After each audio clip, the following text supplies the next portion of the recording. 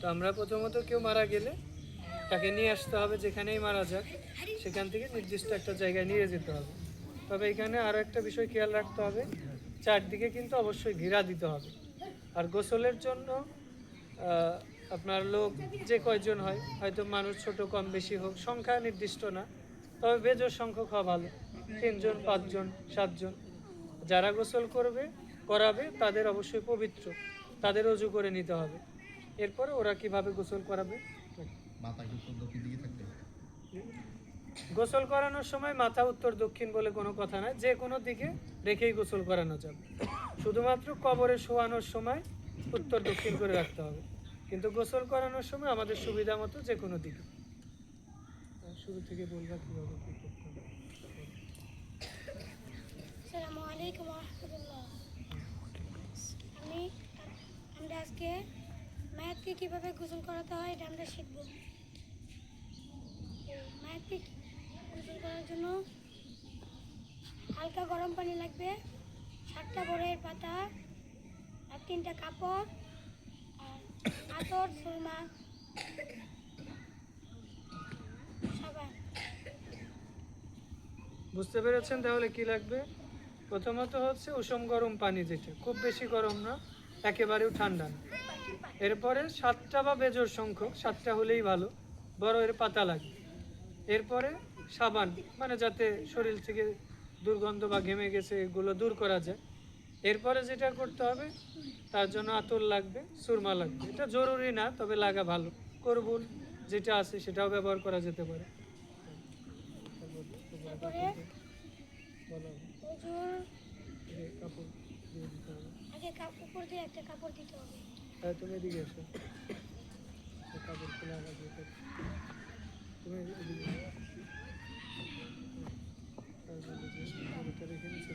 উপরটা রেখে নিচেরটা খুলতে হবে, না দেখে। খোলার জন্য এখানে যেটা করতে হবে, যারা গোসল করাবে হাতে গ্লোভস বা পাতলা কাপড় রাখবে। এরপরে যেটা করতে হবে সেটা হচ্ছে উপরে একটা পর্দা মতো কাপড় দিতে হবে, যেহেতু কাপড়টা আমরা খুলে ফেলবো। এই কাপড়টা দেওয়ার পরে কাপড় যেটা খোলার সময় খেয়াল রাখতে হবে এদিক থেকে না, যদি এমন হয় যে গেঞ্জি বা খোলা যাচ্ছে না সেটা তো কেটে করতে হবে, কিন্তু নিচের যেগুলো বের করবেন নাভি থেকে খুলে আস্তে করে পিছন দিক দিয়ে হাত দিয়ে অন্যদিকে তাকিয়ে বের করে ফেলতে হবে। আর এইটা যেটা সেটা তো স্বাভাবিক বের করবে। এরপরে যেটা যদি তার পেশাব পায়খানা করে ফেলে এটা মানে পরিষ্কার করে ফেলবে। তারপরে অজুর অঙ্গ প্রত্যঙ্গগুলো ভালো করে ধৌত করে নিতে হবে। অজু আমরা যে করার সময় যেভাবে করি, হাত ধৌত করি, মুখ ধৌত করি, যে অজুর অঙ্গগুলো আছে। আর মৃত ব্যক্তির তো অনেকের আছে মুখ লাগানো থাকবে, কারো আছে হয়তো মুখ খোলাও থাকতে পারে। বেশি পানি দিলে তো পেট দিয়ে বের হয়ে যাবে। কি সামান্য একটু কাপড়ের সাথে পানি নিয়ে যাতে মুখের ময়লা বা দুর্গন্ধ যদি লেগে থাকে সেটা বের করতে হবে। আর আমাদের দেশে আর একটা জিনিস করে, গোসল করানোর সময় তার অযথাচিত যে লোমগুলো আছে এগুলো পরিষ্কার করে না। আমি যে হালাতে আছি এই অবস্থাতে আমাকে কবরে দিতে হবে, যে আমার মোচ বড় হয়ে গেছে, চুলটা বড় হয়ে গেছে, অথবা যে যাই হোক, এটা করা যাবে না। আবার আমাদের দেশে আর একটা করে, মৃত ব্যক্তিকে তোলার পর পেটে চাপ দিয়ে তার মধ্যে কিছু আছে কি না এটা বের করে, এটাও করতে হবে না। এটা করলে কি হবে, একজন সুস্থ মানুষকে, যে আমি যে করলাম একটু ব্যথা পাবে না, এটা তো হালকা, কিন্তু জোরে যদি মারি ব্যথা পাবে না, বা পেটে চাপ দিই ব্যথা পাবে। তো মৃত ব্যক্তিকেও যদি আমরা এরকম নড়াচড়া করি তারাও কষ্ট পায়। রাসূলুল্লাহ ইসলাম বলছেন যে জীবিত ব্যক্তি যেমন কষ্ট পায় মৃত ব্যক্তিও এমন কষ্ট পায়। এই জন্য কি বললাম শুরুতে, বেশি গরম করতে বলেছে পানি, বেশি ঠান্ডা কেমন, কুসুম গরম, কারণ যাতে ওই পানিটা দিয়ে গোসল করলে শীতকালে কেমন লাগে, একটু মজা লাগে না? তো এরকম ব্যাস। এরপর এটা করলাম, পোশাক খুললাম, ময়লা পরিষ্কার করে ফেললাম, অজুর অঙ্গগুলো ধুয়ে ফেলে দিলাম। হ্যাঁ, অজুর মতো, অজু যেভাবে করে সে। এবার মাথা থেকে পা পর্যন্ত 3বার পানি ঢালতে হবে। দেখো কিভাবে, দেখো দেখো ডান কাত করে একবার পানি ঢালতে হবে। প্রথমত এখানে আর একটা কাজ, মাথা থেকে পা পর্যন্ত বেজোর সংখ্যক পানি দিয়ে দিই, 1বার 3বার 5বার, যাতে মোটামুটি পানিটা পৌঁছায়। এরপরে যেটা করবে, এভাবে কাট করে ডান পাশে সুন্দর করে আগে পানি দিবে, এরপরে সাবান দিয়ে ডান পাশটা আগে ধুয়ে পরিষ্কার করে দিবে। ডান পাশ শেষ, এবার কাপড় কিন্তু নিচে উপরে যেটা আছে উপরেটা কিন্তু থাকবে। আচ্ছা, এবার বাম পাশে এভাবে পরিষ্কার করে নিন। ব্যাস। পরিষ্কার করা শেষ। শেষ হওয়ার পরে উপরের কাপড় যেটা আছে এটা তো থাকবেই। পাতলা কাপড় দিয়ে, পরিষ্কার কাপড় দিয়ে, মানুষ মারা গেছে দেখে আমাদের দেশে কি করে যে মানুষ মারা গেছে তার জামা কাপড় দিয়ে তাকে মুছাচ্ছে, যেখানে পেশাব পায়খানা করছে ওইটা দিয়ে না, বরং তাকে পরিষ্কার পরিচ্ছন্ন জিনিস দিয়ে মুছাতে হবে, গোসল করাতে হবে। আর তার যে কোনো জিনিস ব্যবহার করতে পারবে। মানুষ মারা গেছে, তার যে কোনো জিনিস আপনি ব্যবহার করতে পারবেন যদি আপনার রুচিতে লাগে। যেরকম আমার দাদা মারা গেছে, আমি যখন চাকরি করে প্রথম যে টাকাটা দিয়ে দাদাকে একটা জুব্বা কিনে দিয়েছিলাম, ওইটা পরেই দাদা মারা গেছে। তো ওই জুব্বাটা আমি রেখেছি, মাঝে মধ্যে শখ করেই পরি। পরে কোথাও যায় না, এমনি দাদার স্মৃতিটা ধরে রাখার জন্য পড়ি। তো এটা দাদার প্রতি ভালোবাসা। আবার এটা যদি আমি মনে করি অনেক বরকত হবে, তাহলে কিন্তু শিরক হয়ে যাবে। আমাদের দেশে অনেক কি আছে, মানুষ মারা গেছে বাপের স্মৃতি করে ঘরের মধ্যে ছবি রাখি, জামা কাপড় রাখি, এটা করা যাবে না। এটা না করে দুই একটা হলো রাখতে পারেন, বাকিগুলো মানুষকে দিয়ে দেন, এতে মানুষের উপকার হবে, অপচয় হবে না। ব্যাস, এটা করুন। তারপর এখন মুছে মুছে দিতে হবে। এখন মুছে দিয়ে লাস্টটাকে অন্য জায়গায় নিতে হবে। আচ্ছা, এখানে মুছে দেওয়ার পর লাস্টে অন্য জায়গায় বলতে আমরা একটু সাইডে নিব, যেহেতু এবার কাপড়টা ধরো, এই পাশে ধরো। আচ্ছা, এবার খেয়াল করতে হবে আমাদের জানাজার জন্য কাপড় কয়টা বলেছিলাম? তিনটা। প্রথমে হচ্ছে যে বড় কাপড়, এটা হচ্ছে সবচেয়ে বড়টা। এই যে একটা বড়টা নিলাম,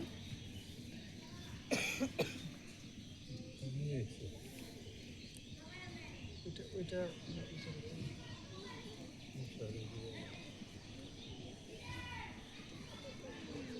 আচ্ছা, এটা হচ্ছে লুঙ্গির মতো, কোমর থেকে শুরু করে নিচের দিকে যাবে।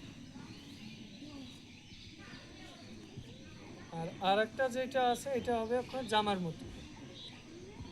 তো মূলত জামার মতো যেটা, এটা উপরে থাকবে, মানে এটা আকপিস, এটা ব্যাপার না, মূলত হচ্ছে একটা জামা আর একটা লুঙ্গি, যেটা মূলত আমরা জামারটাই আগে উপরে দিলাম, দেওয়ার পরে লাশটাকে নিয়ে আসবে। আপনার দেওয়ার সময় কাপড়ের তো দোকানগুলোতে দেখেনি যে এখানে কেটে দেয় বলতে কি, এই কাপড়টা এমন আছে, কেটে দিল, তার মাথাটা দিলে এটা নিচ দিকে চলে আসবে। আমাদের যেহেতু কাটা নাই এই জন্য দেখাচ্ছি। তাহলে এখন এটা কিন্তু ঢাকায় আছে, যেহেতু কাপড়টা নিয়ে নিলাম এই জন্য ওকে কিন্তু এখনও ঢাকায় আছে। ঢাকার পর সব কিছু তো মুছে দেওয়া হয়েছে। এবার ধরে নেওয়ার ক্ষেত্রেও খেয়াল করতে হবে, খুব তাড়াহুড়া করে নেওয়া যাবে না। স্বাভাবিকভাবে কি করলাম, বসায় দিলাম। এবার কিন্তু ওপরের কাপড়টা কিন্তু এখন আমরা সরাইছি কি, সরাই নাই কিন্তু। এবার কি করলাম, এই যে লুঙ্গির মতো যেটা, এটা কোমরে দিয়ে দিলাম। ব্যাস, দেওয়ার পরে এই নিচ দিক দিয়ে আমরা কি করব, এই কাপড়টা টান দিয়ে আস্তে আস্তে বের করে ফেলব। আর এই যে এটা যে আছে, তুমি এদিকে সরো। বুঝতে পেরেছেন কি, কাপড় কিন্তু আমরা এখনো খুলি নাই। কি করলাম, লুঙ্গিটা পরালাম, পরানোর পরে নিচেরটা টান দিয়ে আস্তে আস্তে বের করে ফেললাম। আর এইখানে যেটা আছে এটা কি করবো, এবার এখানে নিয়ে আসবো বলতে এটা তো গলা থেকে এই পর্যন্ত চলে আসবে। ব্যাস, দিয়ে দাও, কীভাবে দিয়ে দাও।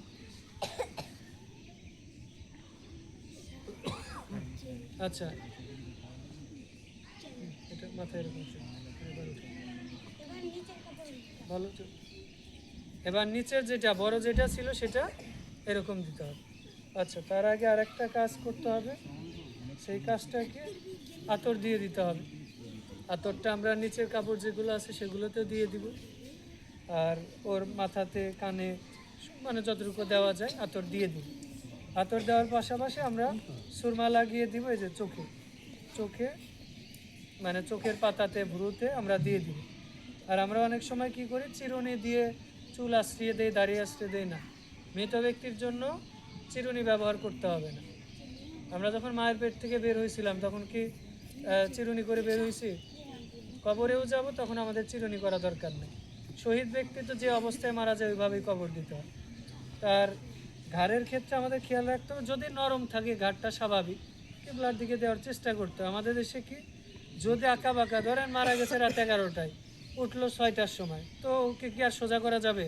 ভেঙে চুরে হলেও হিন্দুদের মতো কেবলার দিকে করে, এটা করা যাবে না। আপনি চেষ্টা করবেন স্বাভাবিকভাবে করা যায় কিনা, গেলে ভালো, না গেলে যেদিকে আছে সেদিকেই রাখতে হবে। তবে এখানে একটা বিষয় খেয়াল রাখতে হবে, আমাদের কবর গর্ত করার ক্ষেত্রে আমরা তো কবর উত্তর দক্ষিণ করে করি। তা হাদিসে যেটা আছে, আমার বডিটাই কেবলার দিকে থাকবে। ধরেন এইখানে আমি একটু নিচু করলাম, কি করলাম, নিচু, আর এইদিকে এদিকে করলাম।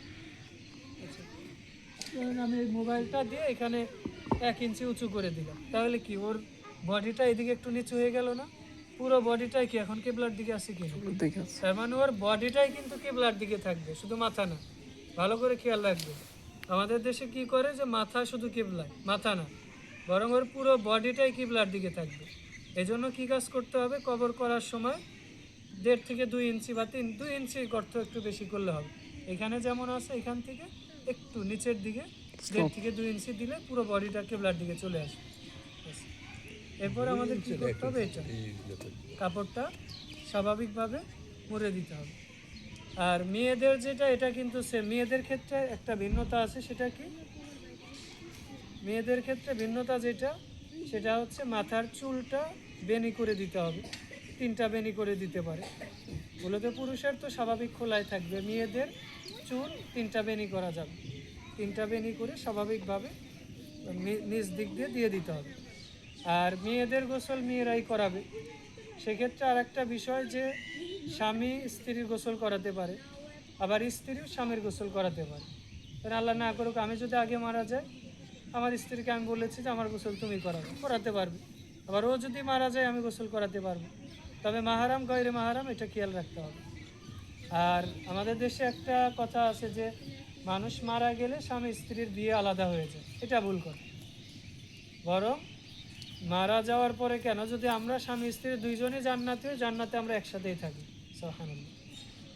তাহলে আর মহিলা মানুষ মারা গেলে তার লাশ গায়রে মাহারাম ছাড়া কেউ দেখতে পাবে না। এমনকি আমাদের দেশে কি চাচির সামনে হরহামেশা আমরা হাঁটাচলা করি, চাচিও কিন্তু আমার জন্য গায়রে মাহারাম। মানে চাচা মারা গেলে শুনতে খারাপ লাগতে পারে, তাকে কিন্তু আমি বিয়ে করতে পারি, বুঝতে পারেন না? মানে আমার ফুপু তো আমার জন্য মাহারাম, চাচি ততক্ষণ মাহারাম যতক্ষণ চাচা তার স্বামী আছে। চাচা এখনই ছেড়ে দিলে আমি তাকে বিয়ে করতে পারবো ইদ্যত পালন করার পর।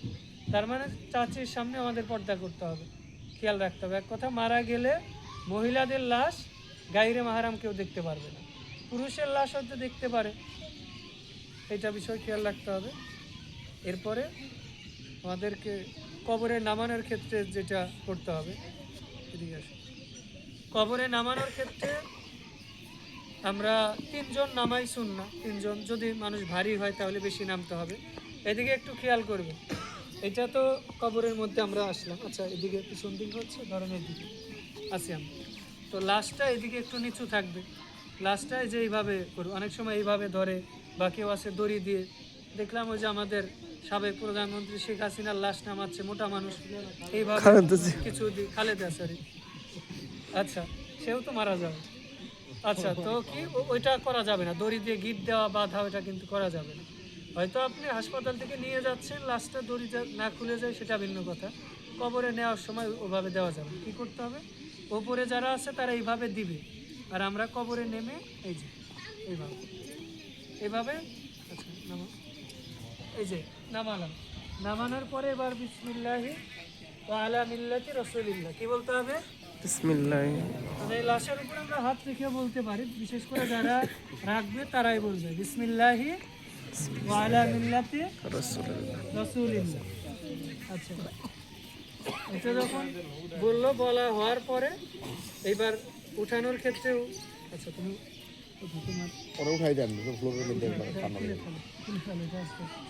ওটা তুমি কোল বালিশ তো ইয়ার উপরে ছিল গাড়িতে, না, মোটরসাইকেলে আনা হয়েছে তো কোল বালিশ। আচ্ছা হলে তাহলে ওটা নিয়ে আসুন, তাহলে আপনি একটু কষ্ট করে নিয়ে আসেন, আচ্ছা, আর নিয়ে একটু আসতেছি। কাজ আছে। ইয়ে করে সন্ধ্যাবেলা জিগিত সবার পড়াই দেন দোয়াটা। আচ্ছা, তাহলে কি আমরা কবরে নামানোর সময় এই দোয়াটা বলতে হবে। এরপর এদিকে একটু খেয়াল করেন, আমরা কবরে যখন নামানোর দোয়া বললাম, বলার পরে এবার কবরের মধ্যে তো 3 জন থাকবে। আমাদের দেশে যে কবরটা আছে সেটা তো ওই যে বাঁশ দিয়েই করে, সেক্ষেত্রে একজন করে বাঁশের উপর ভর করে উঠে যাবে। তবে কবরের লাশকে মাটি দেওয়ার সময় ওইটার উপর ওঠা চলা করে, এটা করা যাবে না। ওই যে ওসমান হাদির লাশের উপর দেখলাম কয়েকজন গাড়ির উপরে আছে, ওটাও করা যাবে না, ওটা জায়েজ না। নিরাপত্তার জন্য ভিন্ন কথা, কিন্তু লাশ যেখানে আছে, যে কফিনের মধ্যে রাখা আছে, কবরের উপর দিয়ে সম্পূর্ণ হাঁটা নিষেধ। যারা কবরের কাজ করবে তাদের কাজকে সাইড থেকে কবর দিবে। মাটি খুব জোরে জোরে দাপ দাপ করে দেওয়া যাবে না, স্বাভাবিক সম্মানের সাথে আস্তে। আর মাটি যখন দিবেন দেওয়ার সময় সুন্নাহ হচ্ছে মাথার দিক থেকে এই যে বিসমিল্লাহ বলে, এইভাবে বিসমিল্লাহ বলে শুধু দিতে হবে। কি বলে?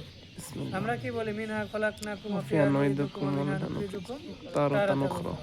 এটা তো আল্লাহ বলছে আমি তোমাদের মাটি থেকে সৃষ্টি করেছি, এখানে ফিরিয়ে নিব, আবার এখান থেকে বের করব।